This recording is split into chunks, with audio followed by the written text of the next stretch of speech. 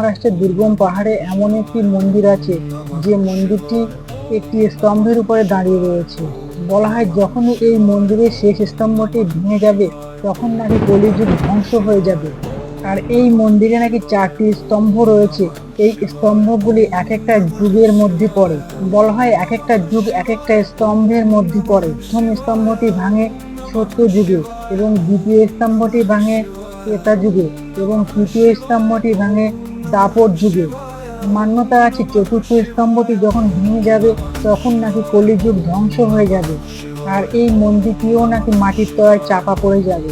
বিজ্ঞানীরা গবেষণা করে জানতে পেরেছে এই মন্দির আনুমানিক প্রায় 4000 বছর আগেকার। আর এই মন্দিরের ভিতরে নাকি 5 ফুট উঁচু একটি বাবা মহাদেবের মূর্তি রয়েছে যা সম্পূর্ণ জলের মধ্যেই থাকে। আর আপনি যদি বাবা মহাদেবকে সামান্যতম ভক্তি করে থাকেন তবেই কমেন্টে লিখুন হর হর মহাদেব।